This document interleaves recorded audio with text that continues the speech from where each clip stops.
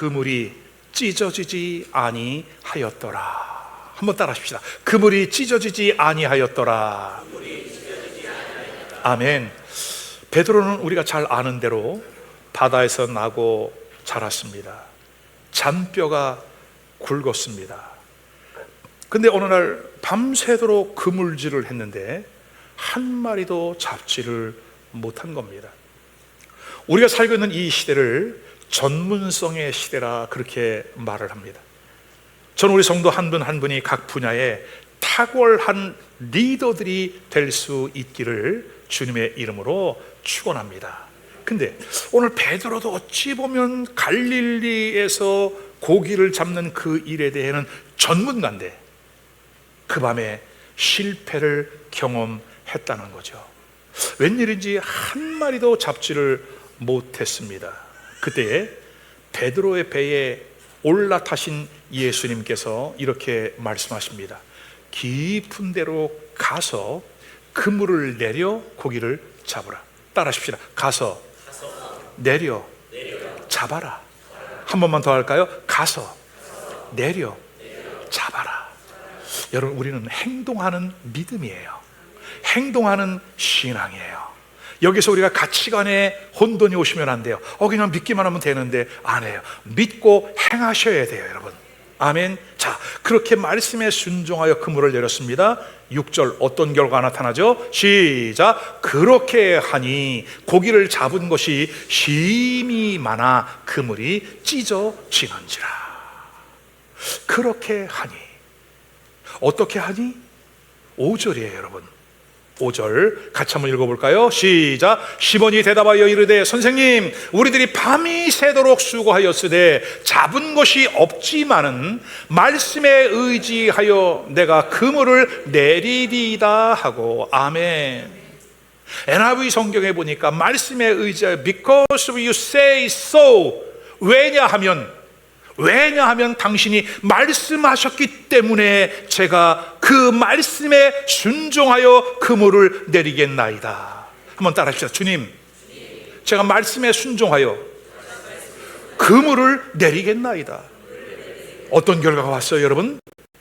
그물이 찢어질 정도로 힘이 많은 물고기가 그물 안에 들어왔더라. 말씀에 순종했더니 얼마 전과 잠시 후가 완전히 달라졌어요, 여러분. 뭐 때문에? 예수님께서 하신 말씀 한마디 때문에. 그 말씀에 순종했더니 엄청난 변화가 왔다. 여러분, 예수님의 말씀은 위기를 기회로 바꾸는 능력이다. 따라하십시다. 예수님의 말씀은 위기를 기회로 바꾸는 능력이다. 아멘. 그물이 찢어질 정도로. 자, 근데 요한복음 21장에 보면 비슷해 보이는 사건이 있죠. 그 사건에는 큰 물고기 153마리를 잡았어요. 근데 이번에는 감사하게도 그물이 찢어지지 않았어요, 여러분. 자, 21장 11절을 다시 한번 읽어보십시다. 시작. 시몬 베드로가 올라가서 그물을 육지에 끌어올리니 가득히 찬 큰 물고기 153마리라. 이같이 하였으나 그물이 찢어지지 아니하였더라. 자, 그러면 여러분, 누가복음 5장에 찢어진 그물과 요한복음 21장에 찢어지지 아니한 그물, 이 사이에 과연 어떠한 차이가 있을까요? 오늘 말씀의 핵심입니다. 첫 번째, 그물이 찢어진 것은 방향의 전환이다. 아멘. 찢어진 그물은 방향의 전환입니다. 말씀에 순종했습니다. 그때 엄청나게 많은 고기가 잡혔습니다. 근데 또 한 번의 위기를 만났어요. 왜? 6절, 그물이 찢어지고 말았어요, 여러분. 그물이 찢어져 놓친 고기들, 그리고 이제는 그물이 찢어져서 다시는 쓸 수 없게 된 그물, 망가져버린 그물. 기쁨이 순식간에 사라지고 베드로에게, 그의 동료들에게 안타까운 탄식만 나올 뿐이었어요, 여러분. 여러분, 오늘 우리에게도 한때는 하나님이 주시는 놀라운 축복과 은혜가 경험되었어요. 할렐루야, 아멘. 눈물을 흘리면서 주님 너무나 감사해요, 주님 너무나 감사해요. 그랬던 때가 있었다는 것이지, 우리에게는. 그러나 지금 어떠냐 이거예요. 혹시 그물이 터져버리지 않았는가? 그물이 찢겨버리지 않았는가? 나의 삶 속에 한숨과 탄식이 깊어지고 있지 않는가? 그렇다면 왜 이런 일이 일어났을까? 왜 이런 일이 일어났을까, 여러분?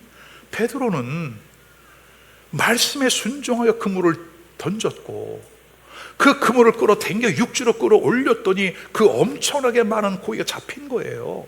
근데 이유 없는, 까닭을 알 수 없을 정도로 그물이 터져버리고 말았대요. 여러분, 여기에 우리가 궁금함을 풀어야 될 키워드가 있어요. 찢어진 그물은 주님의 의도된 계획이 담겨 있다. 그물이 찢어졌을 때에는 의도된 하나님의 계획이 있다. 그럼 어떤 의도예요, 여러분? 베드로는 일평생 갈릴리 바다에서 고기를 잡아 먹고 사는 것이 소확행이야. 아주 작은 일이지만 행복한 일이었어, 그게. 그죠? 그리고 열심히 살아야 되겠다. 나의 사랑하는 아내가 있고 또 장모님도 계시고 행복한 가정을 꾸려가는 거야. 이것이 자기에게 주어진 운명이라고 생각을 하고 정말 열심히 고기를 잡은 거예요. 여러분, 오늘 우리도 그렇잖아요. 우리의 생업이 있고 내가 그 일의 전문성을 가지고 최선의 수고를 아끼잖아요. 어떤 때는 다른 사람보다 일찍 출근하고 다른 사람보다 더 늦게 들어오고 가게 문을 더 일찍 열고 더 늦게 닫고 먹는 시간조차도 정말 서서 먹을 정도로 그렇게 열심히 최선을 다해 수고하고 있지 않아요, 여러분? 그죠? 오늘 베드로 역시 이렇게 살아가는 것은 나의 운명이라고 생각을 했어요. 제가 성지순례 하면서 베드로의 집을 가봤더니 지금도 남아있거든요. 그냥 조각배에다가 그물질해서 고기 잡아먹고 사는 그 정도가 아니라 지금으로 말하면 어업협동조합을 만든 대표야. 어마어마한 비즈니스를 하고 있는 사람이었어요, 여러분.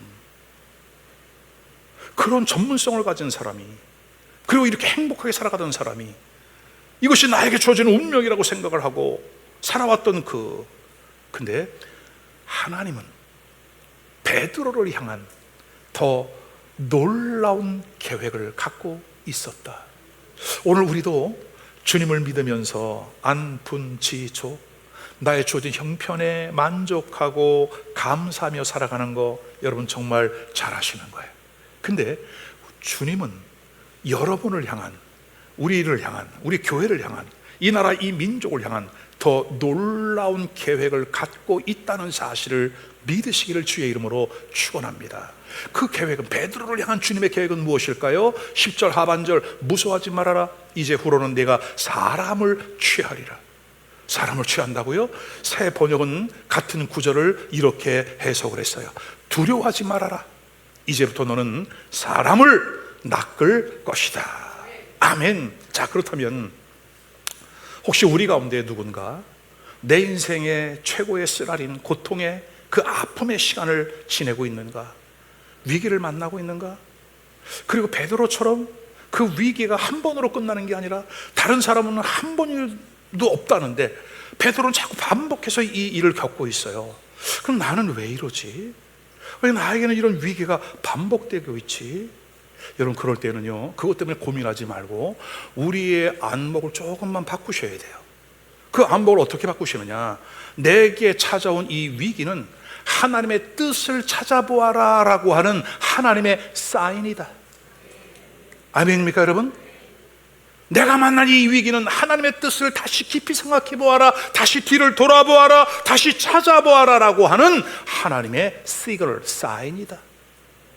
베드로가 그동안 운명이라고 생각을 하며 손에 꼭 쥐고 살아왔던 그물, 그 그물을 내려놓는 그 순간부터 예수님은 베드로가 그의 삶의 영역이 갈릴리 바닷가를 벗어나 가보지 않은 그 길들을 걷게 하셨다. 아멘입니까, 여러분? 그러므로 베드로의 그물이 찢어진 것은 바로 그때가 베드로 인생의 새로운 방향의 전환의 기회였음을 믿으시기를 바랍니다. 오늘 우리에게도 이와 같은 방향의 전환이 있으셔야 돼요. 그 방향의 전환을 하고 오늘 성전에 나오신 거 맞죠, 여러분? 우리가 주님을 만나는 거 맞죠, 여러분? 그렇다면 보다 확실한 방향의 전환을 위해서는 세 가지를 짚고 가라. 첫째, 주님과 나와의 관계를 확인하라. 8절이에요. 시몬 베드로가 이를 보고 예수님의 무릎 앞에 무릎 아래에 엎드려 이르되 주여 나를 떠나소서 나는 죄인이로소이다 하니. 5절에서는 베드로가 예수님을 향하여 뭐라고 말했냐? 선생님 그랬어요. 누가복음 5장 5절에서는 선생님. 근데 오늘 여기에서는 주님이라고 불러요. 주님이 나에게 어떤 관계이신가 막연하지 않나요? 그죠? 오늘 크리스찬들이 예수님을 믿으면서 예수님이 누구인지를 잘 몰라요. 막연하게 믿어요. 그냥 교회 다녀요, 여러분. 가장 안타까운 거예요. 우리 교회도 새로운 가족들이 계속 오시거든요. 새가족부에서 이분들을 만나서 신앙적인 안내를 하죠. 그리고 가장 먼저 물어보는 게 선생님에게, 당신에게 예수님은 어떤 분이세요? 이렇게 물어보면요, 이래요. 생각 안 해봤는데? 대단하신 분들이 오셔요. 생각 안 해봤는데? 또 이렇게 말씀하세요. 수호천사? 나를 지켜주는 분? 수호천사. 좋은 분? 여러분 어떻게 생각하세요? 오늘 여러분에게 있어 예수님은 누구십니까? 선생님이세요? 그냥 좋은 사람이에요? 오늘 베드로는 그 엄청난 상황, 그물이 찢어질 정도로 많은 물고기를 잡았대요. 우와, 불과 어젯밤만 해도 빈 그물이었는데 오늘 갑자기 엄청난. 그럼 여러분 어떻게 하겠어요? 우와, 대박, 대박. 옆에 있는 저 동료들에게 불러서 손짓하여 와라, 지금 이 고기가 엄청나게 많다. 그들도 물고기를 배가 잠길 정도까지 잡은 거예요. 그러면 그들은 와 춤을 추면서 와 풍어일세, 풍어일세, 대박 대박 그러지 않겠어요, 여러분? 그죠? 근데요, 오늘 성경은 그렇게 말하지 않아요. 베드로는 그 자리에서 무릎을 꿇고 예수님께 엎드렸대요. 그리고 이렇게 말을 해요. 나는 죄인이로소이다. 나를 떠나소서. 여러분, 이것은 굉장히 중요한 영적인 의미가 담겨 있어요. 하나님은 우리에게 신앙생활하면서 마치 우리들을 더 깊은 은혜로, 깊은 바다로 데려가기 위하여, 그 깊은 은혜의 골짜기로 데려가기 위하여 때로 주시는 은혜가 있어요. 근데 오늘 우리는 거기에 만족을 하는 거예요, 여러분. 거기에 만족하는 거예요. 내가 정말 진정으로 주님을 만난 사람들의 고백은 뭐냐면 나는 죄인이로소이다. 얼마나 두려운지 그 엄청난 기적을 내게 해 계신 그분에 따라가서 막 허거를 하고 그냥 뽀뽀를 쪽쪽쪽 해도 부족할 텐데 나를 떠나소서. 여러분, 이것이 예수 그리스도를 만난 사람들의 신앙의 고백이 되어야 하는 줄로 믿습니다. 주님, 저는 너무나 부족한데 나 같은 죄인에게 찾아와 주시다니, 나를 만나 주시다니, 그분이 나에게 말씀을 하여 주시다니, 그리고 내가 그 순종할 수 있는 믿음과 은혜를 주시다니, 이 모든 것이 주님의 은혜입니다. 오늘 베드로의 그 무릎을 꿇었던 그 겸손한 자세 속에 이제는 더 말씀하여 주옵소서라고 하는 마음의 자세, 마음의 준비인 줄로 믿습니다. 여러분, 지금 내가 믿고 따르는 예수님, 지금 나의 삶을 이끌어 가시는 이분이 누구이신가? 그 예수님을 확실히 깨닫고 분명히 믿고 확실하게 따라가는 우리 모두가 될 수 있기를 주님의 이름으로 축원합니다. 축원합니다. 두 번째는 그 예수님을 따라간다면 일평생 주님을 모시고 살아라. 3절입니다. 예수께서 한 배에 오르시니 그 배는 시몬의 배라. 육지에서 조금 떼기를 청하시고 앉으사 배에서 무리를 가르치시더니, 거기에 여러분 얼마나 많은 배들이 있었을까요? 그죠? 고기잡이 배들이 많이 있었을 거예요. 근데 하필 시몬의 배, 베드로의 배에 올라타셨어요. 이 세상에 얼마나 많은 사람들이 살고 있을까요, 여러분? 근데 하필 주님이 나를 부르셨어요. 그리고 말씀하시는 거예요. 육지에서 조금 떼기를 청하셨다. 배를 떼어라. 여러분, 오늘 우리가 예수님을 믿었다면은 지나간 날 세상에 속해 있던 우리의 관심, 생각, 우리의 옛사람의 성품, 습관들, 그것을 끊어내는 역사가 있기를 주의 이름으로 축원합니다. 하나님의 말씀에 순종하여 세상과 떨어진 조금 떼기를 청하시고 배에서 무리를 가르치시더니, 우리가 사생활이 정리가 돼야 그때의 하나님의 말씀이 비로소 들려오기 시작을 한다. 한 배에 오르셨던 주님, 그 주님이 여러분의 가정에, 여러분의 삶의 중심에, 여러분의 사업장에, 우리 교회에, 우리 대한민국의 모든 교회들 속에, 지금 우리 대한민국 상황 속에 우리 주님을 모셔드리는 은혜가 있기를 주님의 이름으로 축원합니다. 모셔드린 이후에 뭐한다? 말씀의 가르침을 받아라. 말씀의 가르침을 받아라. 주님, 어떤 말씀을 하시든지 제가 듣겠나이다. 말씀하옵소서. 아멘. 세 번째는, 나의 순종은 다른 사람에게도 선한 영향을 끼친다. 자, 10절과 11절입니다. 세베대의 아들로서 시몬의 동업자인 야고보와 요한, 이 야고보와 요한은 형제지간이죠. 야고보와 요한도 놀랐습니다. 예수께서 시몬에게 이르시되 무서워하지 말아라. 이제후로는 내가 사람을 취하리라 하시니 그들이 배들을 육지에 대고 모든 것을 버려두고 예수를 따르니라. 그때 그 엄청난 비즈니스를 두고 주님을 따랐대요. 야고보와 요한도 예수님을 따랐대요. 여러분, 과연 우리 중에 주님이 나를 따라 하면 네 하고 하던 일을 다 내려놓고 따를 사람은 과연 얼마 될까요? 세리 마태도 세무공무원이잖아요, 여러분. 괜찮은 직업이에요. 근데 마태에게 나를 따라라 그랬더니 네! 그러고 따르는 거야. 이야, 참 신기하다.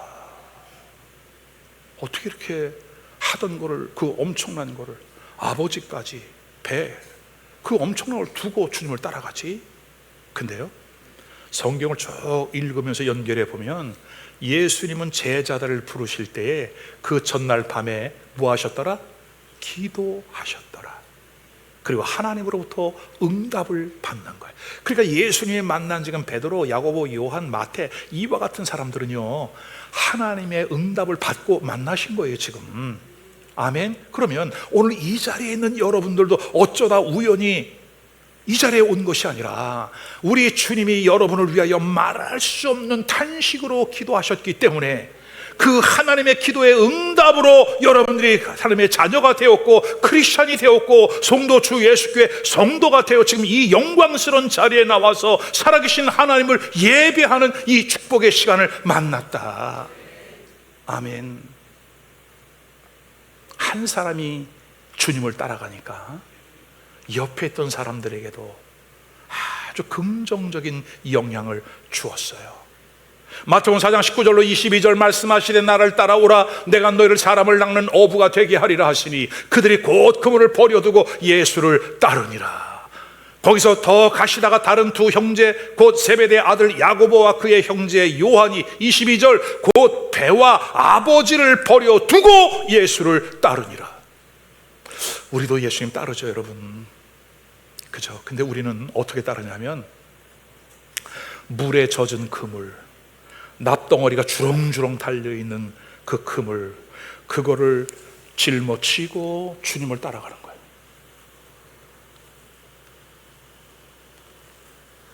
주님,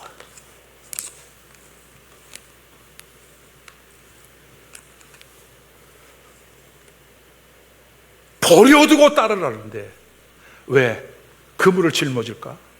주님을 따르기는 따르는데 100% 못 믿겠다는 거지. 그죠? 정말 주님을 믿으면 이런 일들이 일어나? 여러분, 주님이 나를 불러줄까 걱정이야. 지금 나 지금 너무 행복한데, 나 지금 이렇게 편한데 주님이 나를 부르면 이거 이제 고생 시작 아니야? 여러분, 그러나 우리 인간은 하나님이 지으신 목적을 따라 살아갈 때가 가장 행복하다. 지금까지 수많은 믿음의 사람들이 하나님의 부르심을 받고 하나님의 나라와 의를 향하여 달려갔더니 그들이 구하던 것들보다도 더 엄청난 것들을 부어 주시더라. 아멘이에요. 여러분, 그 주님의 역사를 신뢰하십시오. 그리고 주님을 따르십시오. 여러분, 그 모든 것을 내려두고 주님을 따라갔다는 거죠. 오늘 베드로는 3번의 순종 시험에 합격을 합니다. 첫째, 그물을 던져라. 쫙 던졌어요. 두 번째, 그물을 이제 버려라. 그물을 버렸어요. 세 번째, 나를 따라라. 따라십시다. 그물을 던져라. 그물을 버려라. 나를 따르라. 안 하는 사람도 있어요. 지금 그거 아주 나 반만 하겠다는 거지. 다시 한번 합시다. 우리 확실하고 분명하게 합시다. 그물을 던져라. 그물을 버려라. 나를 따르라. 아멘이에요. 여러분, 이제는 제자를 그렇게 부르셨던 주님이 이 자리에 있는 저와 여러분을 그렇게 부르십니다. 우리도 순종합시다. 던져라. 버려라. 따라라. 저는 여러분들이 이 시대에 그 주님의 명령이 들려올 수 있기를 바라고, 들려왔으면 따라가는 은혜가 있기를 주의 이름으로 축원합니다. 한 번만 더 합시다. 던져라. 버려라. 따라라. 여러분, 이 문제만 해결되어지면 여러분들이 찾고 구하고 두드리고 있는 그 모든 일들 속에 하나님이 더하여 부어주시고 채워주시는 줄로 믿으시기를 바랍니다. 내일부터 새벽마다 닷새 동안, 그리고 수요 예배 금요기도회까지 하나님의 말씀이 보장하는 형통의 비결, 물질 축복의 비결, 성경에 근거하여 단순히 우리가 복을 받는 기복신앙이 아니라 정말 하나님의 말씀에 의지하여 왜 우리가 부요한 자가 되어야 하는지, 그리고 왜 이 세상에서 그 부요함을 누리며 흘려 보내야 하는지, 하나님의 말씀이 그렇다면 그런 것이다. 여러분, 저는 일찌감치 세상 일을 접고 목회자로 헌신했기 때문에 세상의 경영 원리는 잘 몰라요. 우리 장로님들이나 우리 권사님들이 더 훌륭하게 사회생활을 너무나 잘 아세요. 여러분, 그러나 저는 성경의 원리를 믿어요. 성경의 원리가 풀어지는 시간 함께 오셔서 여러분 은혜 받기를 꽉 찼으면 좋겠어. 이 자리처럼. 아멘.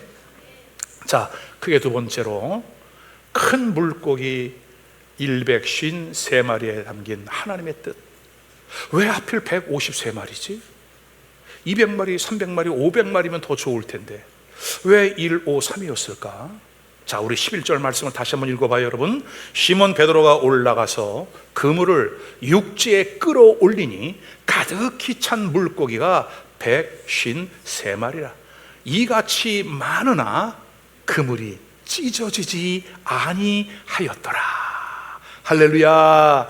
자, 요한복음 21장은 1절에 이렇게 시작하죠. 그 후에. 그러면 20장과 21장 사이에 어떤 결론 맺음이 있다는 거거든요. 요한복음 1장에서 20장까지는 부활하신 예수님의 공생의 사역을 마무리하는 첫 번째 결론이에요. 예수님이 이 땅에 오셔서 가나 혼인잔치로부터 말씀으로 오셨던 그 예수님이 이제 메시아로서의 어떠한 일을 하셨는지 1차 결론이 20장까지란 말이죠. 그래서 20장 마지막 절인 30절과 31절은 이렇게 마무리합니다. 예수께서 제자들 앞에서 이 책에 기록되지 아니한 다른 표적도 많이 행하셨으나 31절 오직 이것만 엑기스로 뽑아서 기록하면 뭐냐?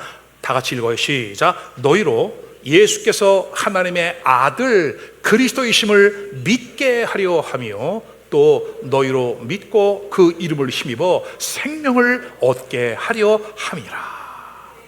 아멘. 그래서 이 21장, 20장까지의 내용에는 예수님은 하나님의 보내심을 받은 구원자, 독생자 예수 그리스도야. 그 예수님이 우리를 위하여 십자가에 죽으셨고 살아나심으로 우리를 살려내셨고 그 이름을 힘입어 우리 이제 영원한 생명을 누리게 되었어. 여기까지가 20장의 내용이라는 거예요. 자, 근데 21장 그 후에 21장의 내용은 뭐냐면 부활하신 이후에 갈릴리에서 예수님이 제자들을 다시 만나죠. 그리고 새로운 사명을 그들에게 주는데 그 내용을 추가한 21장의 내용, 그것을 추가한 일종의 부록, 에필로그, 마무리하는 글이라는 거예요. 그러니까 그 의도된 편집 속에 21장은 특별한 좀 의미를 더 갖는다는 거잖아요, 여러분. 그리고 21장 11절에 추가된 내용 속에 큰 물고기 153마리는 어떤 의미가 있느냐? 하나님 나라의 완성, 이것이 우리에게 뿐만이 아니라 이 세상에서 하나님 나라가 완성되어져 가는 그 중요한 메시지를 담고 있다. 할렐루야! 자, 첫 번째, 그물이 찢어지지 아니하였더라. 물고기는 구원받아야 할 온 천하 만민을 의미합니다. 그래서 마가복음 16장 15절 또 이르시되 너희는 온 천하에 다니며 만민에게 복음을 전파하라. 예수 그리스도의 구원 사역은 한 사람 유대인들에게만 아니라 만민에게 all nations, to whole of the world, 모든 세상에 만천하에 온 천하의 모든 사람에게 복음을 전파라. 왜? 그들은 다 복음, 구원의 대상이기 때문에 그래요. 근데 요한복음에서는 사람을 물고기로 표현합니다. 초대교회 당시에 로마의 엄청난 핍박을 피했던 크리스찬들의 사인이 있었습니다. 그 사인은 물고기였어요. 익투스, 이니셜을 딴 거예요. 하나님의 아들 예수 그리스도. 자, 그러면 요한복음 전체를 보면 물고기가 등장하는 곳이 두 군데가 있어요. 첫 번째는 요한복음 6장의 오병이어의 기적이죠. 그죠? 떡 5개와 물고기 2마리. 근데 여기에 사용된 물고기는 옵사리온이에요. 옵사리온은 어떤 물고기냐면 빵을 먹을 때, 식사할 때 그 빵과 함께 곁들여 먹는 조금 말린 물고기예요. 식용 물고기 말린 거 빵과 함께 곁들여 먹는 식사 대용 물고기, 이것이 옵사리온이에요. 자, 근데 요한복음 21장, 이제 6장, 요한복음 6장에서는 옵사리온이고요. 21장에 사용된 단어, 여기 물고기, 큰 물고기는 익투스예요. 익투스. 같은 물고기지만 뜻이 달랐다. 그러면 왜 같은 물고기인데 다른 뜻이 있는 단어를 사용하셨을까? 여기에 우리 예수님께서 강조하고 싶은 어떤 메시지가 담겨 있어요, 여러분. 자, 우리 다시 한 번만 읽어봅시다. 11절 말씀 시작. 시몬 베드로가 올라가서 그물을 육지에 끌어올리니 가득히 찬 큰 물고기가 153마리라. 이같이 많으나 그물이 찢어지지 아니하였더라. 우리가 주목해야 될 표현이 3가지가 있는데요. 첫째는 그물을 육지에 끌어올렸다. 바다는 세상을 의미하거든요. 물고기는 구원받을 하나님의 백성이라고 그랬잖아요. 그럼 세상에 있는 그 영혼들을, 그물을 육지에 끌어올린다는 것은 그 영혼을 찾아가서 전도한다, 그들을 인도한다, 데려온다라고 하는 의미가 담겨 있겠죠. 두 번째, 잡힌 것을 보니까 큰 물고기 153마리예요 153마리. 이 큰 물고기는 어떤 의미라고 그랬어요, 여러분? 전 세계에 모두 구원받아야 할 하나님의 사람, 하나님의 자녀들을 포함한다. 세 번째는 감사한 일이야. 이번에는 그물이 찢어지지 않았다. 그물이 찢어지지 않았다. 저는 우리 새 모멘텀을 선포하면서 이번 주부터 교회 주보가 바뀌었죠, 여러분. 그죠? 어때요? 그림 보니까 그림 보니까 내가 어저께 누구한테 물어봤어요. 어때? 그랬더니 목사님 참치가 생각이 나요. 이게 생각이 달라. 같은 그림을 봐도 나는 이 큰 물고기 153마리가 하나님의 집 교회로 그냥 막 몰려 들어오는 것 같아. 이 자리에 있는 여러분들도 큰 물고기가 되시기를 주의 이름으로 축원합니다. 자, 그러면 이 큰 물고기 153마리, 자, 조금 귀담아 들어주세요, 여러분. 조금만 더 집중해서. 왜냐하면 자, 구약 성경은 히브리어로 기록되어 있죠. 신약 성경은 헬라어, 그리스어로 기록이 되어 있습니다. 근데 이 히브리어와 헬라어의 알파베트는 각기 다른 숫자 값을 부여했어요. 숫자 값을 갖고 있어, 알파베트마다. 그래서 이 수치를 더하고 빼고 곱하고 나누어서 의미를 부여하는 것을 게마트리아 그렇게 얘기를 해요. 수비학, 그 숫자에 담겨있는 의미. 그래서 우리가 성경을 읽다 보면 40일, 40년, 40에 관한 숫자가 많이 나오지요, 여러분. 그리고 7번 7에 대한 숫자도 많이 나오지요. 그럼 오늘 이 물고기 153마리는 우연이 아니라 우리 주님께서 의도하신 계획이 거기에 담겨 있다는 거예요. 그럼 어떤 의미가 담겨 있느냐? 자, 예수님의 구원자로서 메시아로서의 사역을 정확하게 기록한 것이 사복음서죠. 마태, 마가, 누가, 요한. 근데 이 사복음서는 숫자 1, 5, 3과 깊은 연관이 있어요, 여러분. 어떤 연관이 있냐면, 여러분 더하기 한번 해보세요. 마태복음은 23번에 걸쳐서 47명의 사람이 예수님을 만납니다. 마가복음은 사복음서 중에 가장 짧죠. 16장까지 있으니까. 마가복음은 3번에 걸쳐서 3명의 사람이 예수님을 만납니다. 누가복음은 14번에 걸쳐서 94명, 여기에는 보내심을 받은 70명의 제자들이 있죠. 각동 각처로 보냄을 받았던 70명을 포함해서 94명. 그리고 요한복음은 8번에 걸쳐서 9명을 치유하신 거예요, 여러분. 그러면 마태, 마가, 누가, 요한복음을 기록한 이유는 뭐예요? 유대인들만을 위해서입니까? 아닙니다. 유대인과 이방인 전 세계 모든 민족을 위하여 기록된 성경 말씀이 바로 이 사복음서입니다. 근데 이 사복음서에서 만난 사람은 물고기로 표현했는데 그 숫자가 정확하게 153번 소개된다는 거예요, 여러분. 그래서 복음서 전체를 합치면 48번에 걸쳐서 153명이 예수님을 만남으로 치유를 받고 회복을 경험하고 구원을 받는 역사가 일어났다. 그러므로 큰 물고기 153마리는 구원받아야 할 모든 인류를 상징하고 대표하고 예표한다는 사실을 믿으시기를 주의 이름으로 축원합니다. 자, 이제 말씀을 정리합니다. 오늘 설교 제목이 뭐예요, 여러분? 그물이 찢어지지 않았더라. 그러니까 한번 구원받은 그 영혼, 하나님의 이 마지막 구원 계획은 찢어지면 되겠어요, 안 되겠어요? 중간에 문제가 생기면 되겠어요, 안 되겠어요? 그물이 찢어지지 않았더라. 찢어지지 않았더라. 하나님 나라의 실패는 없다.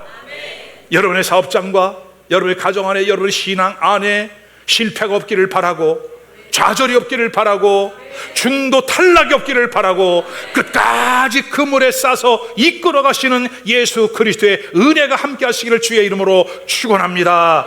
첫 번째, 누가복음 5장의 찢어진 그물. 이 찢어진 그물은 뭐라고요? 일평생 고개 잡는 일이 자기의 상업이라고 생각했던 베드로의 인생의 일대 방향 전환이 일어났다.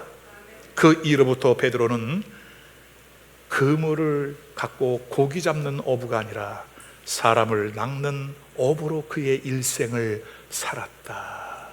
두 번째, 요한복음 21장의 큰 물고기 153마리, 큰 물고기 153마리는 바벨탑 사건 이후에 온 인류가 각 나라와 민족으로 흩어졌어요, 여러분.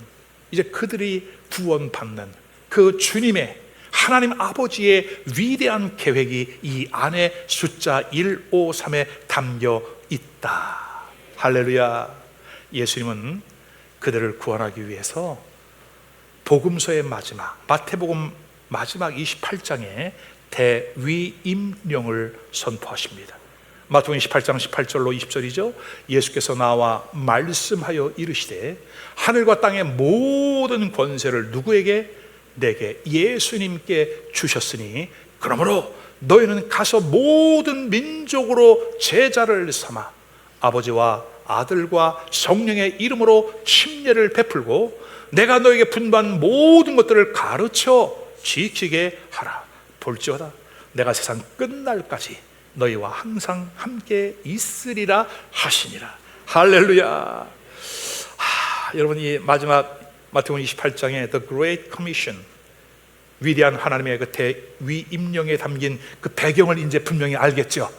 그죠? 여기에는 인류를 구원하고자 하는 그 하나님 아버지의 영원한 갈망이 예수 그리스도를 통해 완성되었고 그 일을 교회를 통해 성취해 가시는구나. 아멘.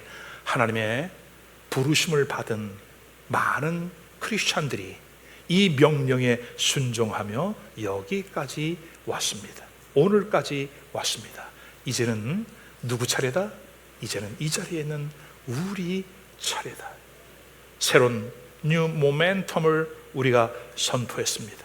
하나님께서 우리에게 큰 물고기 153마리 가득 채워지는 역사, 요즘 불꽃 전도를 하면서 송도 땅을 돌아, 그리고